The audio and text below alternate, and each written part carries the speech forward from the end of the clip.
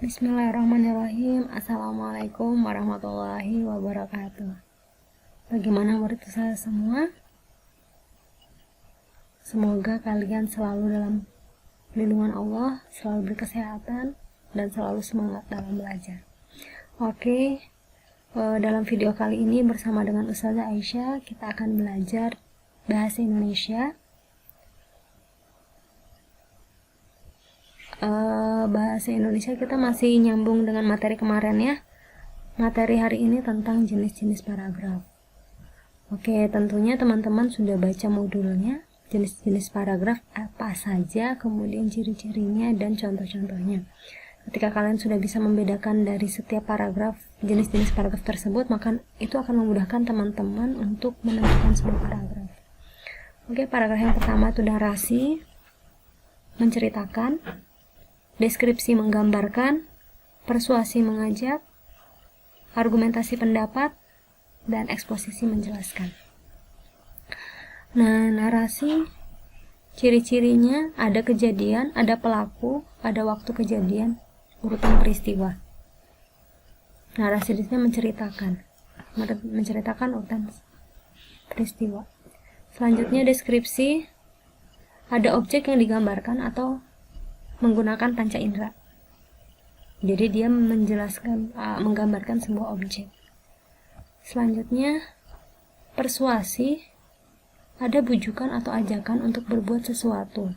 Tentunya teman-teman sudah ketahui ya, kata-kata ajakan, ayo, mari, lakukanlah, itu adalah kata-kata ajakan. Selanjutnya argumentasi, pendapat, ada pendapat dan ada alasan, ditutup dengan kesimpulan. Bermaksud meyakinkan orang lain dengan gagasan atau pendapat yang kuat. Jadi paragraf argumentasi di sini paragraf di mana si penulis paragraf itu ingin menyampaikan gagasannya untuk meyakinkan orang lain. Selanjutnya eksposisi, biasanya merupakan informasi dan untuk menambah wawasan pembaca. Dalam paragraf ini biasanya ada kata adalah, merupakan, yaitu. Tidak bermaksud untuk mempengaruhi orang lain. Oke, untuk memudahkan teman-teman, mari kita coba menebak jenis paragraf berikut. Oke, paragraf pertama. Katak disebut binatang amfibi, pemakan serangga yang hidup di air tawar atau di daratan. Hewan ini berkulit licin, berwarna hijau atau merah kecoklatan, kaki belakang lebih panjang. Katak juga sangat pandai melompat dan berenang. Menurut teman-teman, paragraf ini termasuk paragraf apa? Oke, sudah jelas ya, ini ada sebuah objek yang dideskripsikan. Jadi, dia termasuk paragraf deskripsi. Oke, kita next ke paragraf kedua. Susu sangat baik untuk kesehatan kita. Susu mengandung banyak kalsium yang sangat berguna untuk pertumbuhan tulang kita. Selain itu, susu memiliki banyak protein yang bisa membantu meningkatkan kecerdasan otak kita. Oleh karena itu, marilah kita perbanyak minum susu. Ada clue-nya di sini, marilah. Maka, paragraf ini termasuk paragraf? Ya, benar, paragraf persuasi atau paragraf ajakan. Selanjutnya, ciplukan adalah tumbuhan semak yang biasa tumbuh di tanah-tanah kosong yang tidak terlalu becek dan hanya bisa ditemukan saat musim penghujan. Tumbuhan ini biasanya mempunyai tinggi antara 30-50 cm, batangnya berwarna hijau kekuningan, buahnya berbentuk bulat dan berwarna kuning. Selain mempunyai rasa yang manis, ternyata buah ciplukan menyimpan beberapa khasiat penting untuk menyembuhkan beberapa penyakit. Nah, menurut teman-teman, ciplukan di sini termasuk paragraf apa? Ya, dia menambah wawasan si pembaca atau memberikan informasi, yaitu termasuk paragraf eksposisi. Mudah bukan? Oke, tentunya mudah ya teman-teman ya. Oke, sekarang Ustazah mau kalian coba menebak. Ini ada sebuah paragraf, paragrafnya dibaca. Kemudian teman-teman tulis di kolom komentar jenis paragraf di atas. Oke, Tentunya ketika teman-teman sudah mengetahui ciri-cirinya dari masing-masing jenis paragraf tersebut, pasti teman-teman dengan mudahnya untuk menjawab paragraf ini. Oke, jenis-jenis paragraf udah selesai, kita masuk ke menggali informasi. Tentunya ketika kita ingin menggali informasi kepada orang lain, akan kita gunakan rumus adik Simba. Pokok-pokok informasi yang terangkum dalam rumus adik Simba.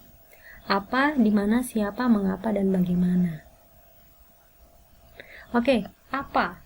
Apa menunjukkan penyebutan atau penjelasan suatu hal atau benda. Di mana? Menunjukkan penyebutan atau penjelasan tempat. Di mana? Di mana rumah, di mana sekolah. Di mana, dan di mana. Jadi dia menunjukkan. Jadi ketika kita ingin menanyakan sebuah tempat, maka kita menggunakan kata di mana. Kapan? Menunjukkan waktu. Kapan kejadian itu terjadi? Jadi kita menanyakan kapan. Siapa? Menunjukkan nama orang, seseorang, jabatan, atau pekerjaan. Siapa yang mengobati pasien? Berarti kita menanyakan, oh ternyata dokter. Seperti itu. Ada jabatan atau pekerjaan. Selanjutnya, mengapa? Menunjukkan penyebutan alasan, sebab, akibat. Mengapa? Mengapa pandemi belum berakhir? Apa sebabnya? Seperti itu. Berapa? Menunjukkan jumlah atau banyak benda. Berapa jumlah siswa kelas 5B misalkan. Nah, situ akan menunjukkan jumlahnya berapa. Bagaimana? Menunjukkan keterangan cara atau proses penjelasan ciri-ciri atau penjelasan karakter tokoh. Bagaimana cara belajar dengan baik, bagaimana cara mencuci tangan dengan baik, misalkan seperti itu. Nah, ini menunjukkan cara atau proses. Oke, sampai sini mungkin teman-teman sudah paham ya, bagaimana cara kita untuk menggali sebuah informasi. Selanjutnya kita masuk ke teknik wawancara. Sebelum kita melakukan wawancara, tentunya kita melakukan sebuah persiapan. Persiapan sebelum wawancara, yang pertama kita membuat jadwal atau janji dengan narasumber, kapan, di mana wawancara akan berlangsung. Mempersiapkan garis besar hal-hal yang akan ditanya pada narasumber, mempersiapkan alat pencatat atau perekam yang berfungsi dengan baik. Ya. Ini sebuah yang harus kita persiapkan. Adapun tahapan-tahapan dalam wawancara, yang pertama, tahapan persiapan. Yang kedua, tahapan pelaksanaan. Yang ketiga, tahapan penyusunan hasil wawancara. Oke, kita masuk ke tahapan persiapan. Tahapan persiapan di sini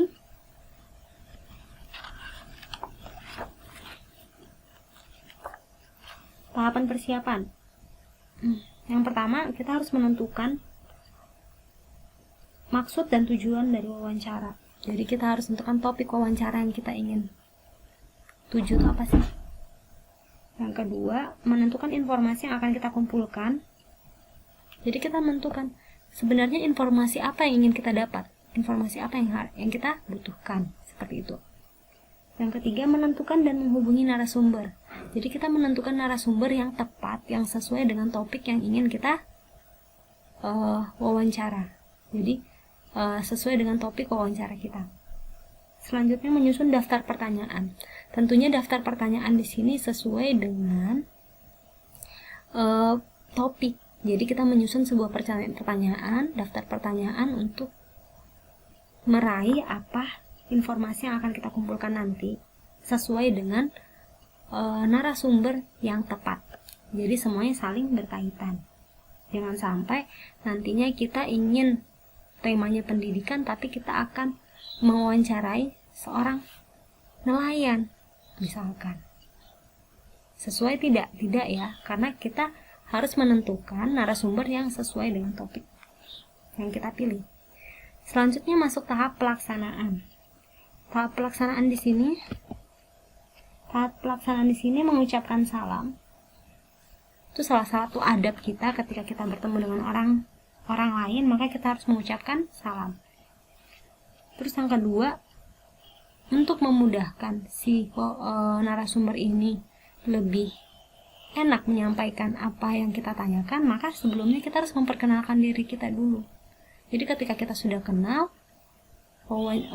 narasumber tersebut akan lebih nyaman berkomunikasi dengan kita. Selanjutnya, mengutarakan maksud dan tujuan dari wawancara.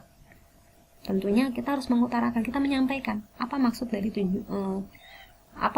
tujuan kita wawancara narasumber tersebut. Selanjutnya, menyampaikan pertanyaan dengan teratur.